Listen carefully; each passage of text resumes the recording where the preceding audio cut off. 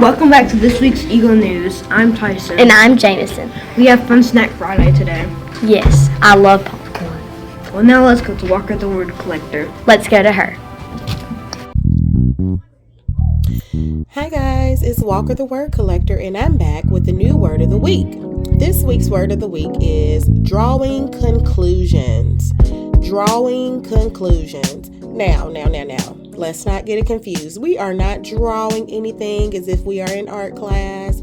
We're not drawing pretty pictures, but we're drawing conclusions from a story, from a passage, from a book, from a text. We don't really use drawing conclusions in our everyday conversations, but we are likely to see it on an assignment or a test. On the ACAP, you may be asked to draw conclusions about a story. Authors don't always tell everything that happens in a story, so that is where you would draw conclusions. How do you draw conclusions? You use clues from the story to figure out what was not said. When drawing conclusions, you're making a decision after thinking about all of the information or evidence that you have gathered. But make sure that you gather your evidence first before you draw conclusions or make that decision. The best way to draw conclusions is to justify your answer with evidence from the text. Let's give it a try. Listen to this passage. Sarah lit the candle as the room grew darker. The clock chimed 8 times, so she knew it would soon be bedtime. She hurried to find her chalkboard slate. She had not finished her lessons yet. She knew the teacher would be disappointed in her if she did not finish. Question number 1.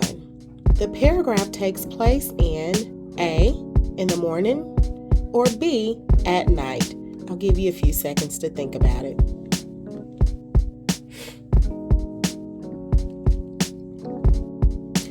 This paragraph takes place at night. If you said B, you are correct. But how do we know? The story never said that it takes place at night, but we can draw conclusions to tell us that it takes place at night.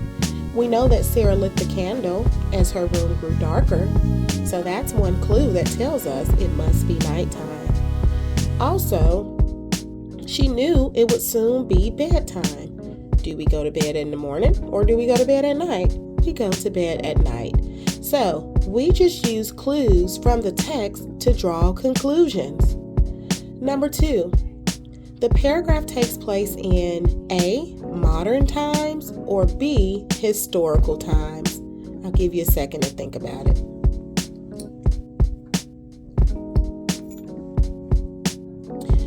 This paragraph takes place in B, historical times.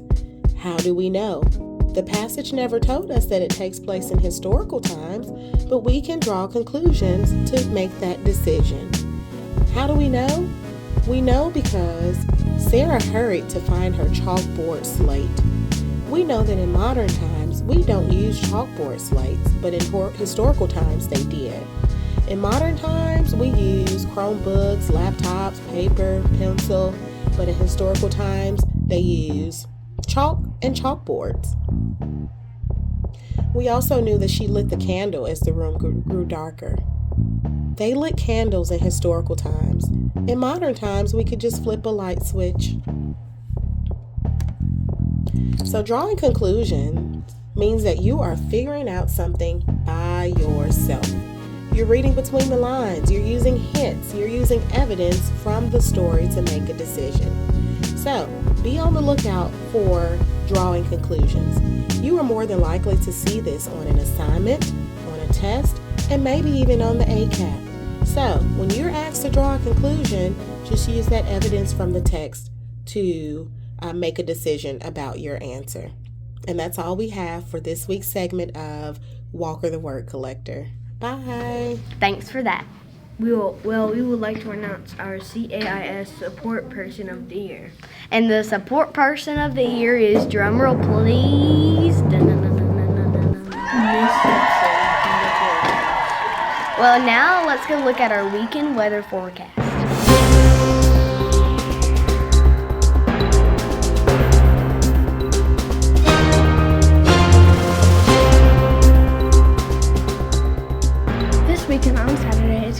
74. On Sunday, it's going to be 76. So you can still get out, but the low is going to be 58.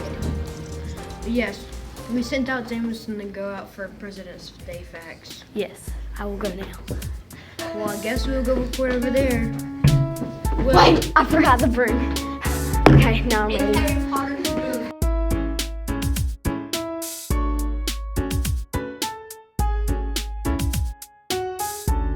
Hello, I'm here with what's y'all's name? Martine. We got Elle, Nora.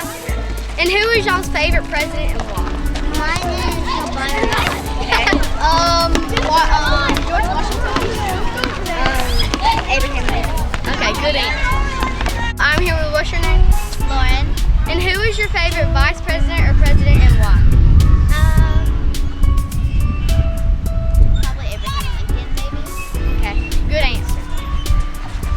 Hello, I'm here with Ms. Westbrook, and we have a question.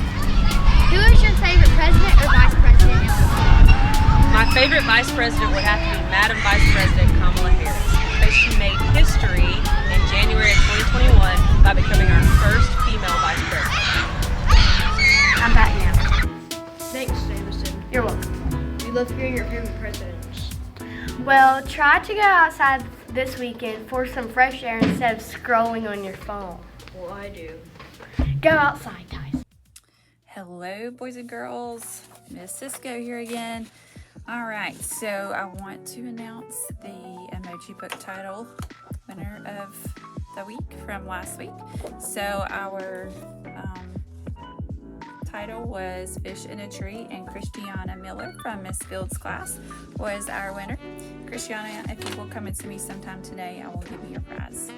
All right, we are gearing up for Read Across America week next week, and so we're going to do something a little bit different where we have drop everything and read each day, and then each day has a theme, and we're going to try to focus on reading books that get around that theme. So your teachers have a copy of our schedule, and we are looking forward to a great week of just celebrating reading.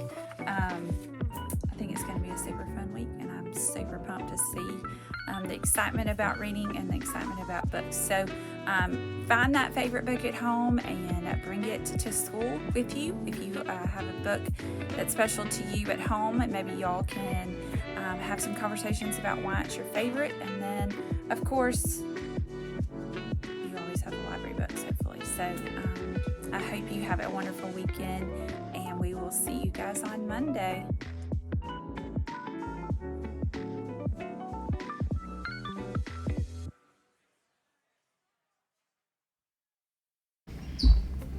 Well, now is our time to go, sadly. Yeah, we will see you next time on the Eagle News. And remember, you're an eagle. And what you do matters. And have a great weekend, Eagles.